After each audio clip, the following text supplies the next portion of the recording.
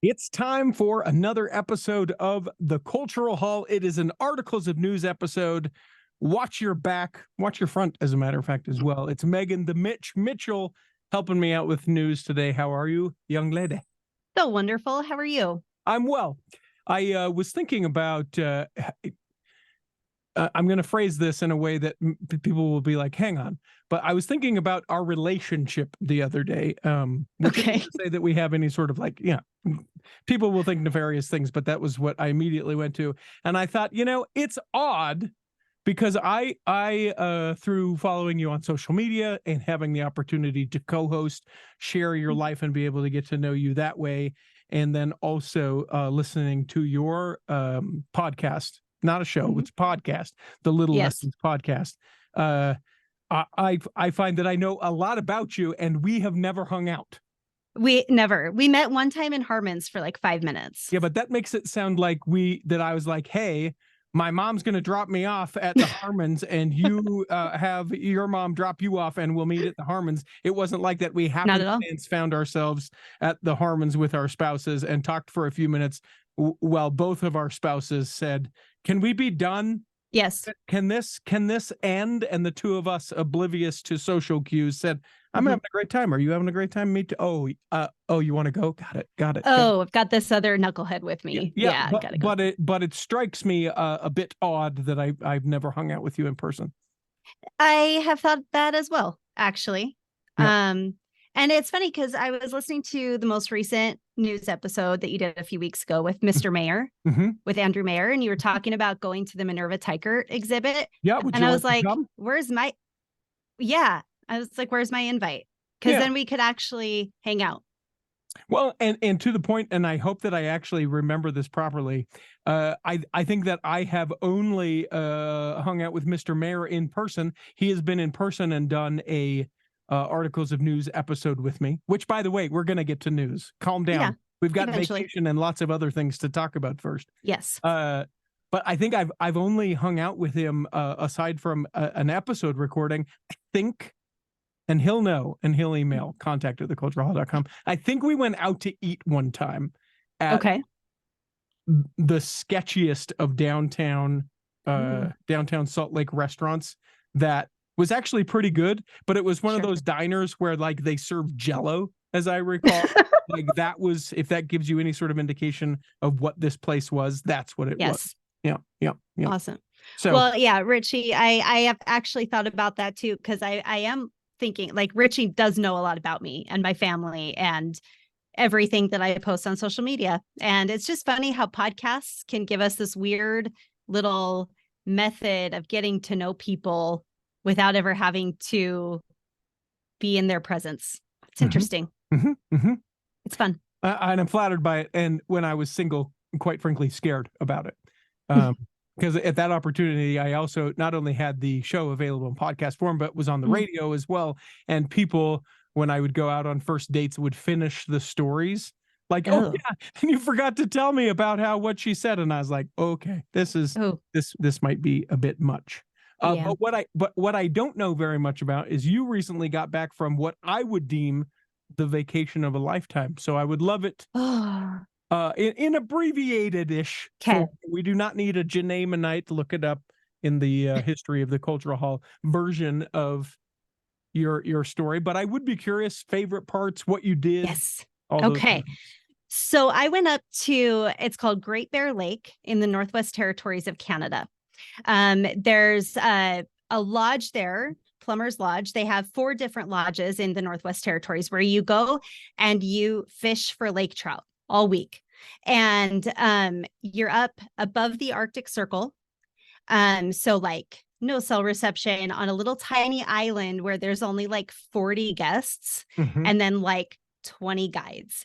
And I went up with my husband and my mother and father-in-law and my brother-in-law and sister-in-law. And it really was absolutely the trip of a lifetime. I cannot stop talking about it. And people are going to get annoyed with me because I have so many podcast episodes ready to record about all the things that I learned up there. But it was there, like my words are almost non-existent for how amazing it was. I went up. So my husband did this trip last year with my father-in-law. My father-in-law, Larry's been going up there every few years for about 50 years. He's been going up there. Mhm. And so last year they went father-son bonding. And this time around, so my father-in-law's getting older and we're like, this might be kind of a last hurrah situation. So we decided to make a big thing about it. And at Does first Larry know you guys are planning to off him? Yeah, right. He was very appreciative that we all made this valiant, this Poor Larry. effort. Oh, that's what I hear about we this. we love him. We love him, and he's already planning next year's trip. So we'll see how that works out. But I was a little, when my husband first told me we were going to do this, I was like, cool, fishing for a week. How many times in our marriage have I gone fishing? Exactly 0. Yeah. Or how many said, times? or Yeah, said, or said, hey, sweetheart, you know what I'd really love? I'd love to go to a place where there's only 40 people and 6 yeah, of them would be family. And I'd like to fish for all of those days. Exactly. And by the way, we've been camping one time since we've been married. Like Yeah, I am not an outdoorsy person, Richie. Additionally, I don't eat fish. And so I'm like, what? Okay, I'll go. I love my father-in-law, so I want to make this a good experience for him. I know he'd be sad if I wasn't there. And so I made the best of it, and it ended up being so much better than what I expected. I ate fish every day. And I don't eat fish. Loved it. Okay. Loved it. So what you do is you go out on the boat with a guide. You've got 2 people and a guide on your boat. Shout out to Hayden, Christian, and Kevin. They were our guides up there and they were amazing. These are like 30-year-old guides who have incredible experience and knowledge about everything they're doing up there. And they're just top notch. You go out 8 a.m. You're fishing for like 4 hours. You keep one of your fish. You get off on the shore. You have shore lunch where the guides cook it up over a fire with some potatoes and vegetables. And then you go out and fish for like 4 more hours and then you're back for dinner. So you do a lot of thinking, a lot of contemplating. The sun never set while we were up there. We were high enough. We were far enough north that the sun never set. Weird, right? So weird. Yeah. So weird. But by the end, I was like, this is the coolest thing I've ever seen. And it was an amazing opportunity for me to grow as a person and realize some things about myself that I didn't know, and do a little bit of changing, which was awesome. I wasn't expecting any of that. So go ahead. Well, I was going to say the biggest fish I caught was 23 pounds. It was a 23-pound lake trout. Yeah. Come on. Well, but here's the thing.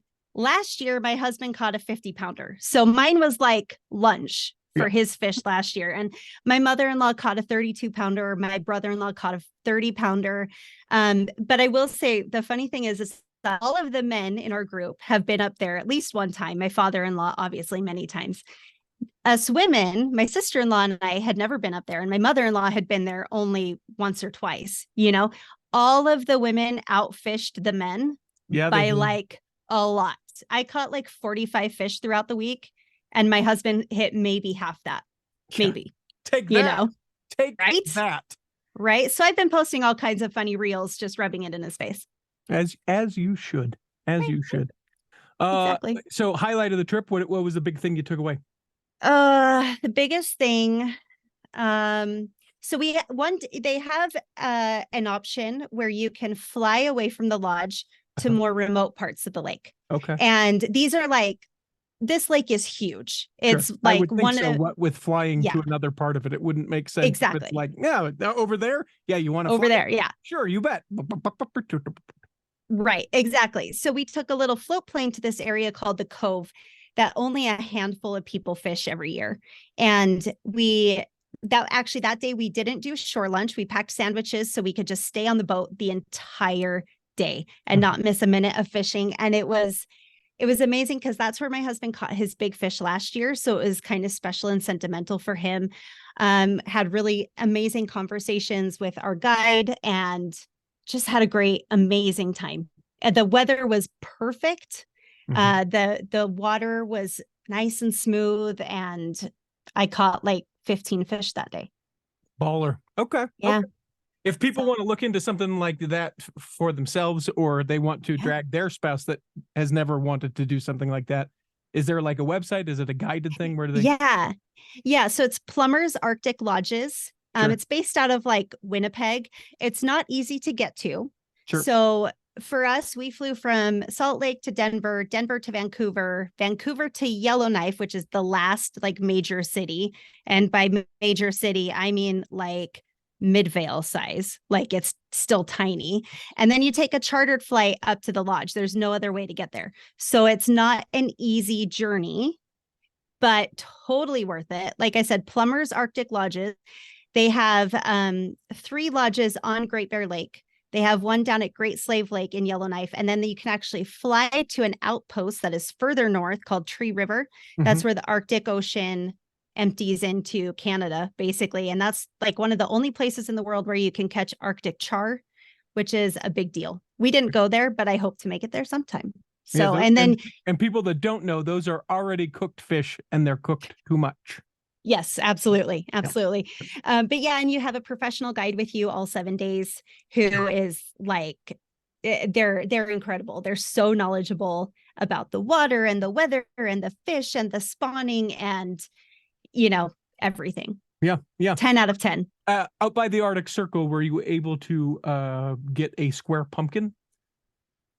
We'll get that. Thank you. All right. So I just got back literally last night, and I want to hear about it. Recording a little bit late. I mean, time is relative in the show space, but later than we had originally anticipated, because I got in super late last night, and then doing that day back from vacation, or as my voice text to you said, my day back room vacation, which makes no sense. But today, haircuts, and I had a client in recording another audiobook that will be coming out here in the next month. It's tremendous. It's a great opportunity. If you have a book that needs an audiobook, you can reach out to me. Contact. Who was it? Her name is Trina.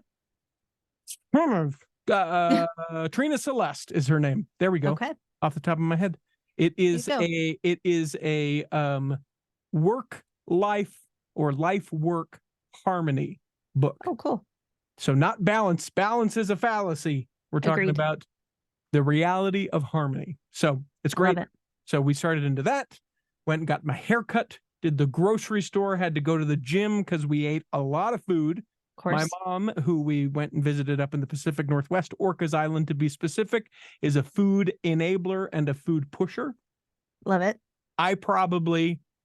We were there actually on the island. You do the whole Washington ferry system. It's where I go most years for vacation. And then we maybe add something else. We were up there 8 days on island. I probably purchased ice cream from an ice cream like shop, like scoop. What would you have, sir? A double scoop? You bet.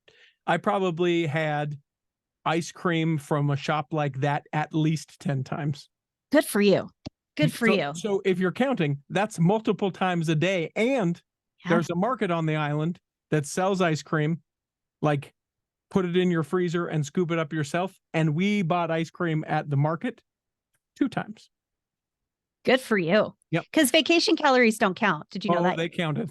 That is why I went to the gym before we chatted. They counted in the number of 5. That's how they counted. I love it. That was how vacation calories counted. But super fun. I went crabbing for the first time, which I've never done before. How was it? Incredible. It's an incredible experience. If you've never done it before, you have the cages. You put meat in a smaller cage that attracts the crabs. Crabs go in, can't get out. And then you sort of drag the cage up off. The rules are, I think you can keep 5 or 6, but you can only keep the males. You can't keep the females. Females have to go back in.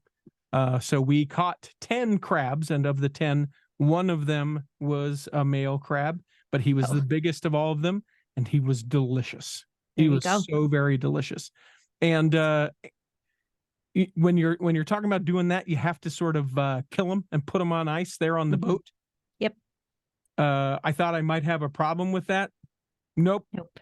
I was like a sea lion. And just ripping that thing. I mean, I have a tenderness for life and all of those things, but when it was like, this is the task that needs to be done, boom, got it. Good and for then you. and then came home. Here's what I'll say about that. Couple things. One, the Pacific Northwest, in addition to where you were, which I suppose is technically the Pacific Northwest-ish, I guess, just north. Let's go north. Yeah, North. we'll say north. Yeah. The temperature was so much better than here. Oh, Being nice. Utah and here being today. Yeah. The hottest it got while we were gone was 74 degrees. And when I pulled into Salt Lake last evening, it was 88 degrees at 11:30 at night. And I said, no, thanks. I don't want to do this anymore. No. So yes. It's the dog. Well, you know what? Summer. Yes, it is. And when we were on our way back from the lake, we had to stop in Yellowknife and for the night. And we were watching the news. And I haven't watched the news in decades, probably, but it was the only thing on. And it was Canadian news. And they were talking about the heat wave going on in the southern part of the United States. And they were talking about Phoenix and Nevada and Texas and Utah. And I was like, now reality is setting in of what I have to go home to. And I don't want to. Yep. It's the worst. It is the worst. To that, I will say you are invited to the Minerva Teichert exploration thing. We'll get that set. We'll actually be sure that you follow the Cultural Hall on the social medias, because we'll put the invitation there as well. Why not do a big group of people? That should be awesome. Fun. Love it. In the middle of the day, and people will go, what? Do you guys not work? Do you not have jobs?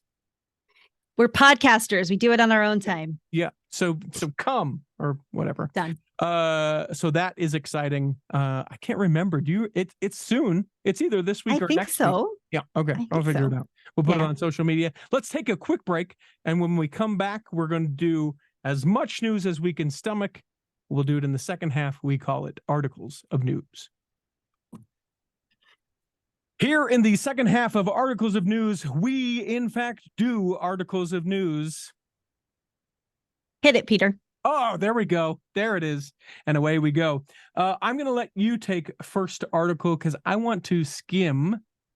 In the break, I sent a quick message to your friend and mine, Mr. Mayor, to see if we could get an exact time on that whole thing. And I want to make sure that we have the most up-to-date news. So go ahead. Love that. Okay. So this one is tangentially connected to the church. This is more Utah centric, but I like it. So, and since we were talking about the Arctic Circle, this all makes sense. Richie, do you like fry sauce? Of course I do. Of course you do. Born and raised in Utah, you would be kicked out if you didn't. Sure. So this is a fun article that's titled How a Fast Food Chain in Utah Invented the Best French Fry Sauce in the Country. Was originally started at Arctic Circle in the 1950s by a gentleman named Don Carlos Edwards. Now, with a last name like Edwards, I'm going to guess he was named after didn't Joseph Smith have a child named Don Carlos, or a brother? Or a brother, yeah. Brother, yeah. So that's a fun little trip into church history. I thought you said with like Edwards, and I was like, what? Edwards is a thing, but Don Carlos, short. Don Carlos, definitely. So he says that he invented it, or he said he's probably no longer alive if he did this in 1950, but he just combined two burger condiments. And when he dipped a fry in it, he loved it. And the sauce was born. But then at Stan's Drive-In, which was a single location stand in Provo that opened as an Arctic Circle franchise, they said that they invented it. So the origin story is a little bit murky. And of course, everybody in all the Utah restaurants have their own version. You know, there's the Crown Burger version, which has relish in it, which I think is the superior fry sauce personally. Interesting. I'm a Puritan. Oh, yeah. See, I will lean towards the Crown Burger version every time, but if it's not an option, the OG is totally fine. Sure. Hires Big H has a more pinky hue to it, which means they lean more to the ketchup. And then Arctic Circle, of course, is very distinctly colored. So there's your history lesson about fry sauce in Utah. And this author talks about how she lived in Utah for a year and didn't really understand it when she first got here. And then she became totally converted. See what I did there? Yes. To fry sauce. And every time she would go over to Wyoming or Nevada, she was disappointed that she didn't have it. But then she's noticed it's kind of starting to spread but she still, if she's in other parts of the country, she'll make her own wherever she's at, whenever she has French fries, because fry sauce is just that good. Well, and that's the Trading Table, a Utah original, they had a barbecue sauce mayonnaise mix, which right, it was pretty delicious. Yeah, they called it fry sauce as well. Us Utahns, I think we really appreciate condiments and different things we can add to our food. That's a fair point. That is a fair point. I think we also just like eating, because it's a way that we can, have an out about it. We don't get a drink, so we get to eat. Yeah, that's not in the word of wisdom at all. Yeah. To eat food. We digress. Sparingly. I thought this was an interesting letter to the editor. Salt Lake Tribune is where this comes from. It's a woman that says, hey guys, listen, the LDS Church has enough money to sustain everything that it has currently for 30 years. And several people will quote, let me think about which prophet this was, who said, hey, there will come a time when you no longer have to pay tithing. Turn of the century. Whoa, I've never heard that before. Was it Lorenzo Snow? Nope, it was not Lorenzo Snow. Joseph F. Smith, 1907 is where this comes from. And he said, we expect to see the day when we will not have to ask you for $1 of donation for any purpose, because we will have tithes sufficient in the storehouse of the Lord to pay for everything that is needful for the advancement of the kingdom of God, which I think is an interesting take.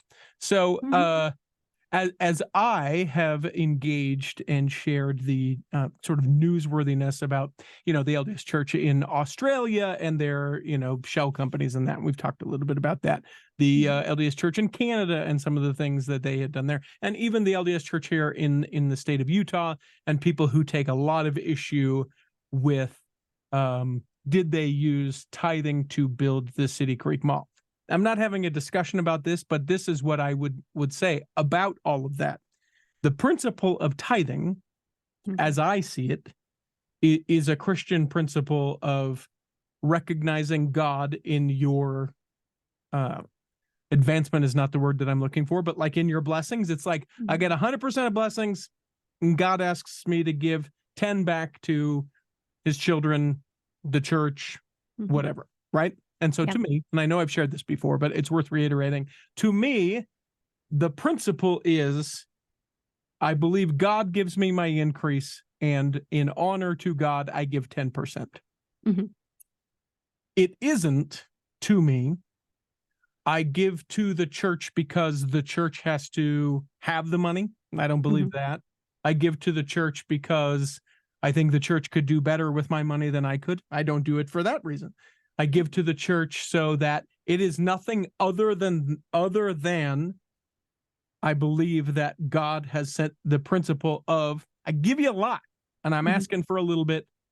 And so the institution that I do that through is through the Church of Jesus Christ of Latter-day Saints. But I would contend, gospel according to me, this isn't any sort of anything, but I would contend and feel good in my heart about it, that if I said, hey, this 10%, and whatever that number may be, this year it feels like $1, but whatever the 10% may be, I am going to allot this to this child organization that helps with trafficking. That's something that a lot of people are talking right now because of the Sound of Freedom movie. Or and then I'm going to do another 25% to this.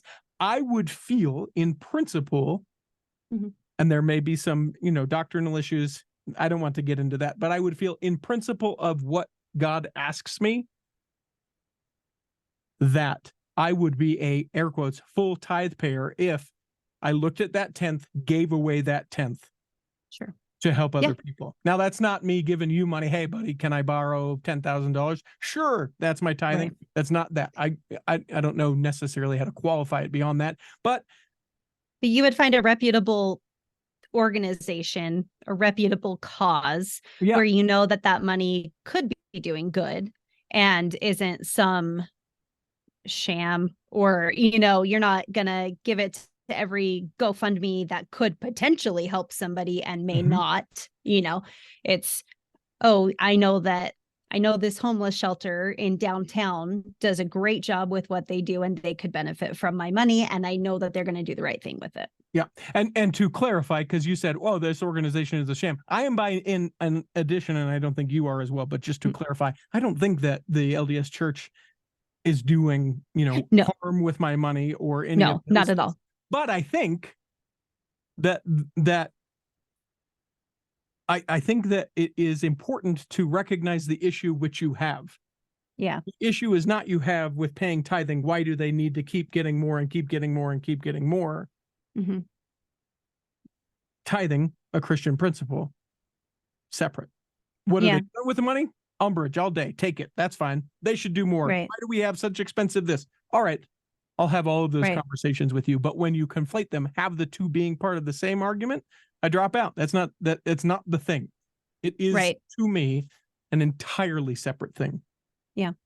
Yeah. So interesting points. Points. And I don't know. I don't know the explanation from the church's perspective, except that maybe they would say, hey, listen, different prophet, different time, maybe and there's no time frame on what he says. Sure. It could be that, hey, guys, in the millennial reign of our Savior, you won't need to pay tithing, or something along those lines. And it could be, maybe it's people interpret it to say, well, they're not going to ask for tithing, so we won't need to pay it. Or maybe it's, we're not going to need to ask, but we still are going to, because that's what God has asked you to do. Because it's the Christian principle of tithing. Because it's a Christian principle. Yep. And the really interesting thing that comes to my mind when it comes to tithing is that I had somebody bring this point up to me, and I was like, oh, that's really interesting, is that with all of the commandments that we are given, word of wisdom, all of these different things, tithing, the principle of tithing is like the only one that you can be 100% on all the time, because you have a quantifiable number. And that's an interesting thought to me too. I don't know how it relates to what we were just talking about, but the thought came to my mind, and that's what I do with my ADHD brain. I share it. I'm telling you, Adderall, game changer. I just started a few weeks ago, so love it. Game changer. Life changer. What news story have you, Meghan? Okay, so I told you a couple weeks ago, the last time we did news, which it has been a while. The last time you and I. Okay. Yeah. So I have self-proclaimed myself the sports reporter for the Cultural Hall, the sports correspondent. So we'll call this a lot of tough competition. So I'm glad you were able to do that. Yep. And I think I want to call this Sporting Saints with Meghan the Mitch. How's that? Okay. All right. And then we've got to have like the hit, the strike of the ball with the bat, and we'll work on that. So I'll let you handle that in post. Perfect. Thank you. So I found this article, and unfortunately it is lacking a little bit unless I have a subscription to the Idaho State Journal. But there is a young man named Gavyn Cornell who is a local soccer star in Idaho, somewhere that I cannot see. That's a big deal. Very big deal. He is heading out to serve a full-time mission for the church in Mexico. And he's looking forward to that. The news might have been slow for the Idaho State Journal, but congrats to Elder Cornell. I hope his mission is super successful. And he's a soccer star, so that'll be interesting to see how that plays out in Mexico, where it's quite a popular game. But exciting for him nonetheless. I hope he has a wonderful mission. And that's all I can actually say about that, because that's all I have. But there is another sports story. This one is about a track and field star from BYU. Okay. His name is Kenneth Rooks, and he recently became the outdoor track and field champion in steeplechase. Okay. Steeplechase. How very appropriate for a member of the Church of Jesus Christ of Latter-day Saints. Exactly. Just running from steeple to steeple all the time. He doesn't have to run very far in Utah, which surprises me that he has such great endurance. I digress. Exactly. But he recently, like I said, he became the track and field champion in steeplechase, but he did it all after a fellow competitor fell and kind of tripped him up. and Ooh. caused him to fall as well. So it says the runner ahead of him stutter stepped going into a hurdle and actually put his hands on the hurdle and half vaulted, half climbed over it, which caused Rooks to slam on his brakes to keep from hitting the runner. But he said, if I had put my foot up, I would have kicked him in the back. While he managed to stop his feet, his upper body pitched forward over the barrier and he landed on the track hands first before going into a roll. Oof.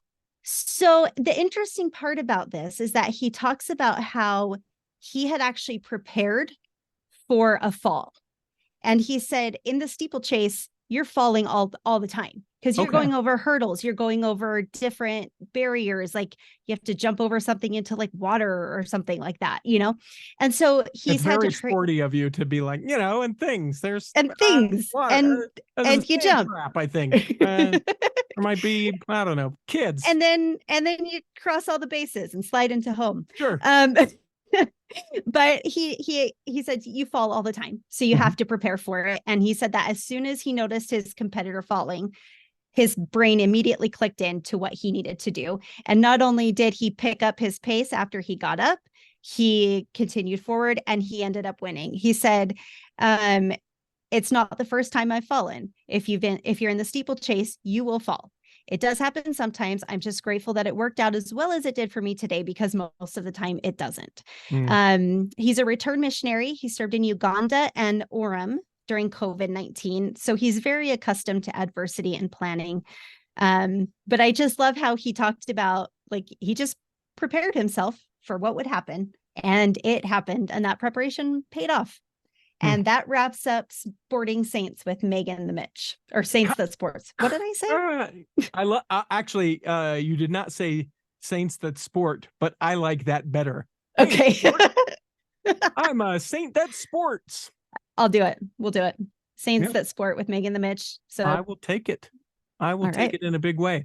Cool. All right. So let us go to some kind of random stories.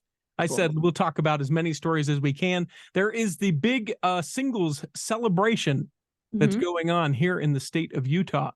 Part of it is already sold out. The concert that features One Republic, Tori Kelly, and Jordan Smith moved from Lavelle Edwards Stadium in Provo to the Delta Center to, quote, better accommodate attendees, according to the Instagram page, is now sold out. Now, here's the thing to me. I wonder, and this is the cynic in me, admittedly, the Lavelle Edwards Stadium holds like 55,000 people. Oh. And the Delta Center, I don't know, 21,000. 21,000, something far less. And I think they probably were like, this will be big. And then they were able to track it as its immediate, you know, thing kind of came out, and they went, we do not want to do this. You don't want pictures of no seats. The half open, empty stadium. Sure. And I think that sometimes you get some August weather, and you can, you know, very quickly go from this was supposed to be a nice night out to, oh my gosh, this is everyone terrible. take cover. The 5K, also apparently the young single adults in very good shape. The 5K fun run in Saratoga Springs already sold out. And two winners will cross the finish line, a man and a woman, and he will propose. And they will kiss and not know each other until then, and it will be their first kisses, and they'll get married because they knew they were supposed to do that. The Gather Together Conference at the Salt Palace on August 19th, and the devotional with Elder D. Todd Christofferson on the 20th. Those tickets are still available until the 31st, or until they sell out. That is the 31st of July. The price for tickets to the conference decreased to $25 from, I think the original was $40, once there were no tickets left to the concert. So single folks listening to this, get on it. Get on it. You don't know your future EC. I don't think people do that anymore. I don't think they call it that. The old eternal companion. I've never heard that before, but through context clues, I figured it out, and it's weird. I mean, for a church that now, never. Oh, really? Never. But for a church that really likes their acronyms, it makes sense. You've never heard wait, how old were you when you got married? 21. Okay, that's why you never heard that. Okay. I've never been to a singles ward. Yeah, you were done and out before people would say things like Nickmo and you're such a. Oh, I know that one. Sure. I know that one. I Oh, went to BYU, Idaho. I know Nickmo. He talks a little bit about your character in a shift that is completely different in tone. This story, just a tragedy. A Riverton community is mourning the loss of a dear neighbor, friend, and senior missionary. You don't often hear about senior missionaries being killed while they're serving. Sister Marina Carver, or to everyone who knew her, Rena, died on her birthday while serving a mission on a small South Pacific island for the Church of Jesus Christ of Latter-day Saints, Vanuatu, to be precise. And people who watch Survivor, that would be the only reason that you would know about that island. That and the temple that got announced. Fair enough. Fair enough. You might know it from that. But I guarantee you, do you know where Vanuatu is? It is because of Survivor that you even know that it exists. She and her husband were hit head on by a car that veered into their lane. I'm just heartbroken, said Sister Connie Edwards. There are no words that can express how hard this is and how hard it's been to get that news. Sister Edwards and her husband, who are from Helper, are also serving a mission for the church and are in West Virginia. That is Carver's sister-in-law that they got that quote. So she also serving mission somewhere else. Reach out to her. Such an amazing person. To lose such a great person is really hard. I still can't believe it. It's unbelievable. Sister Carver died on her birthday, her 59th birthday. Elder Richard Carver is in a hospital in Australia with several broken bones, but is expected to recover fully. And I take issue with that. I don't think that he'll recover fully. He may physically recover fully, but not emotionally, spiritually. Yep. Psychologically. Just a hard thing to be able to go through. So love and care for all of those folks. Absolutely. I got a message back from Mr. Mayor. So breaking news. He said Monday. That was my best breaking news sound effect. That sounds great. And we're going to have to get this determined because there's going to have to be a discussion. He said Monday, which I believe would then be the 31st of August. Saturday, which I believe would be the 5th of August. Wednesday, whatever. So he said Monday or Saturday. So either the 31st or the 5th, it looks like. So we'll see. Cool. Stay tuned to be able to attend that with your favorite hosts of the Cultural Hall. What story do you have?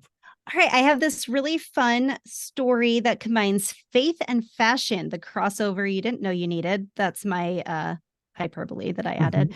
The Relief Society taught him how to sew. Now he's breaking into the New York City fashion world. Whoa. This is an article from about Pono Skousen. He recently produced his own fashion show in New York City. That's awesome. At an LDS church building. So let's get into the story. He was raised in a military family. He originally was a ballet dancer and worked his way up with the Miami City Ballet. Then his dad got a reassignment, and that took them to California, and they offered him the option. You can either stay in Miami and keep dancing or come with us. He decided to put his dancing career on the back burner and went with his family to California, but to like a small rural town. Like it wasn't like LA or anything like that. And to kill time, he started going to Relief Society activities with his mom, where he asked to learn how to sew. He wanted to learn how to sew. So the Relief Society sisters decided they were going to teach this young teenager how to sew. And he started small with pillowcases and whatever, and then decided he wanted to learn more. So they taught him. And it ended up resulting in him just like becoming so ingrained in fashion and designing and conceptualizing that he ended up being able to present his designs to the Parsons School of Fashion Design, which is one of the most prestigious fashion schools in the country. And they offered him a full scholarship. And he said, "Oh, that's great, but I really feel like I need to serve a mission." And it's funny because after he left his interview, before he got the scholarship, he left the interview and he just ran into 2 LDS missionaries and was like, "Hey, can I talk with you guys?" and he's been a member his whole life. He had Sure. always wanted to serve a mission, but he was kind of going back and forth, like, what do I do? And he ended up shadowing the missionaries for the rest of the day and decided right then and there he was serving a mission. So he got his scholarship and he said, okay, that's great, but I'm going to go on a 2-year mission. And they said, we're only holding your scholarship for a year. Oof. And he was like, oh, okay. So he decided to serve a mission, but in the meantime, he needed to make money. So he moved to Hawaii and started working like you do. He had an aunt who lived there. And he got a job working in the wardrobe and costuming department for the Book of Mormon videos. Oh. And so that really helped increase his skill level. And then he went on his mission to Brazil, where he saw the outcome of the videos that he worked on. Oh, sure. Because he was serving. That's incredible. Exactly. And then he comes back, he presents again to Parsons School, gets a bigger scholarship. And then they were like looking at his portfolio and they're like, well, what are these designs? And he's like, oh, that's the Book of Mormon. That's my faith's book of scripture. And I got to do all of this. And so now back in May, he executed a full fashion show with 20 looks. And he felt like the most reasonable place to do it was at the church building in Manhattan or New York City or wherever. And his bishop was super excited about it. He had tons of classmates show up and everything was combining faith and fashion. That's incredible. So cool. I'll send you this article so you can post it, but he's got a really cool design that he did where it's kind of avant-garde. And when you first look at it, it looks just like a kid in a shirt and tie standing next to a bike, like a missionary. But then he turned the sleeves to look like a shirt. So it's like a shirt and tie on each sleeve and all of this. And he was like, my inspiration was the Deacons Corps, who they're there and their shirts are too big and their ties are kind of funky. But they're so excited to do their priesthood duty, and so they take it so seriously. And just how his faith has opened up discussions within the fashion world. Super faithful guy. His bishop talks about how the gospel is just 100% part of his soul.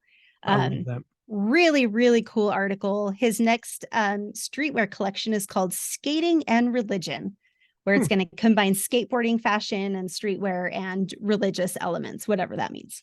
Okay. So, there's so much in this article. It's so good. Yeah, I love it. Maybe a great interview for the Cultural Hall. I was going to say, I think you should try to reach out to him because he seems like, he's in his early 20s, but he seems like a kid who has very much a good head on his shoulders and great work ethic and a really, really solid testimony that just wants to make all of his passions work together to support one another. Okay. Listen, yeah. I'll chase it down.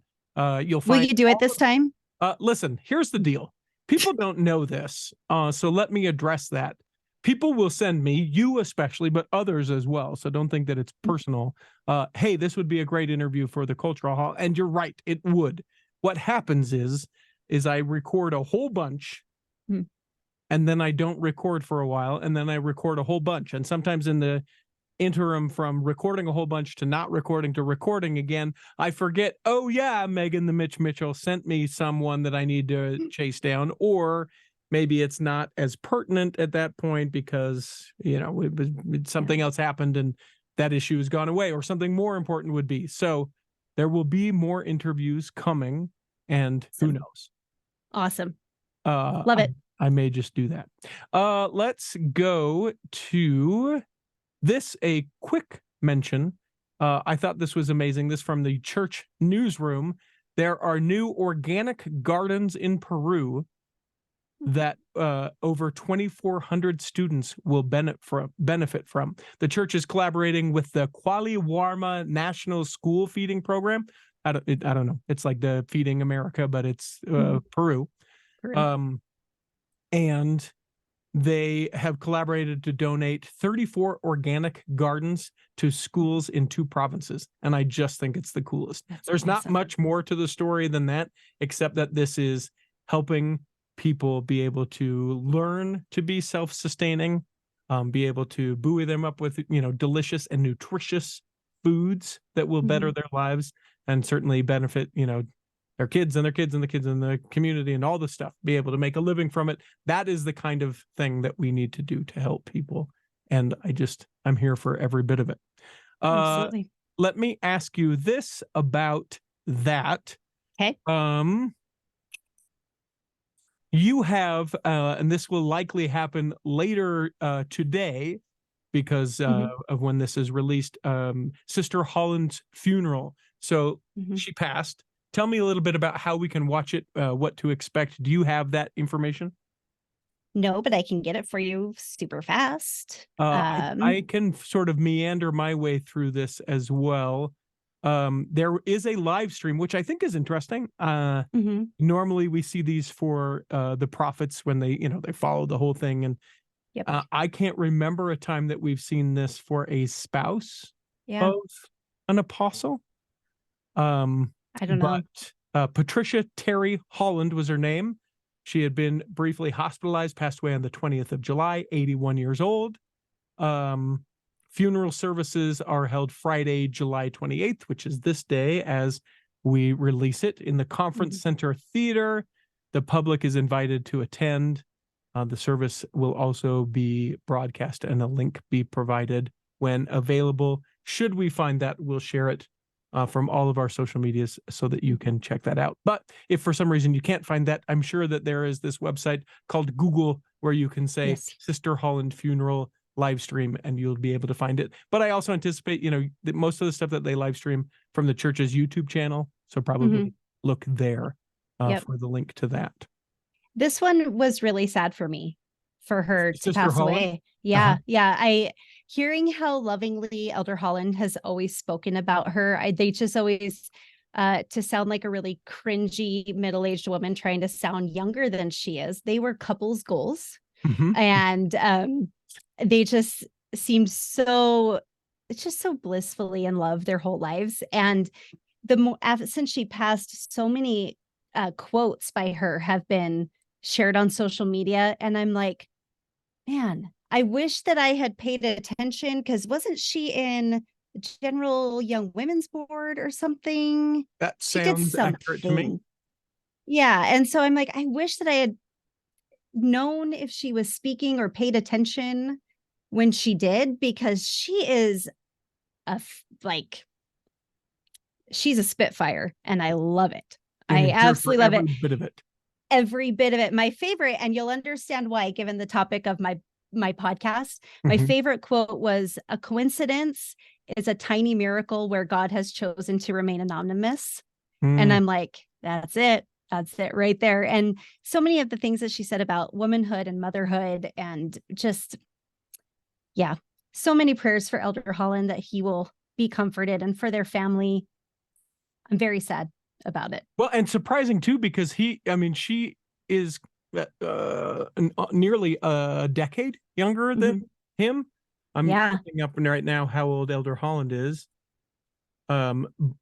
But also he has been in such bad health recently, right? Having to take that break. When you see Holland and passing away, I actually thought Elder Holland has passed away. And oh no, I guess they were the same age. She was 81, he's 82. Okay. But I definitely thought that we would be hearing about him before her, which everyone gets weird about the morbidity of life. I get it. And, talking about the things, you want them to. No, I don't want them to. Oh, you're so terrible this year. Yeah, okay, I'm so terrible. I get it. I did that kind of. Well, and I wonder if his break, in addition to being about his own health, could have potentially been related to hers as well. Just like both of them maybe not feeling at their best. And so maybe it was kind of all of those things wrapped in together that allowed him to take that break in the first place. But huge loss for him. And she also, when he got COVID, she also got COVID as well. That's right. Let me see. I think maybe we'll end on this because we're at about an hour's worth of time, and I like to keep these articles of news at about that. Do you have something pressing that you feel like, oh man, this has to get in this episode? Okay, then we'll end just here. The church continues to donate things and money, and it's wonderful that their humanitarian arm is continuing to expand. That's all. And we're talking about it more. I think we make a mention of that in every episode, but I love every bit. Let's keep doing it. We, the Church of Jesus Christ of Latter-day Saints, we need to learn from the Arizona Church of Jesus Christ of Latter-day Saints. I think we could take a lesson Okay. from the church. I'm listening. If you remember in an articles of news a little while back, Arizona State University, terrible parking. I think most college universities don't have enough parking, just in general. I think of the University of Utah, terrible. I attended Southern Utah University. I was able to have a parking spot only because I came to school when people didn't come to school. So I never had a problem. But I had early morning dance classes, so I always got a good spot. Yeah, I was on the radio early in the morning, so I never had to worry about it, right? Get there early, had a spot, left the spot, kept the spot, blah, blah, blah. In fact, there were several people who thought that that was my spot, and I leaned into that rumor. I would. So they, if you'll remember in the reporting, the institute right adjacent to the school, they said you can have a parking pass. It's $5 to park in our parking lot, but you have to attend with some, some strictness of attendance, a class at the institute, and not just enroll. They actually, show your face. Yeah, show your face, have attendance, whatever, right? So lots of people attending the institute there. In fact, I think that is a large contributor to why their numbers are so great at Arizona State University. People are doing it. I'm no dummy. You find a general Christian applicable studying New Testament, you bet. Better parking? Absolutely.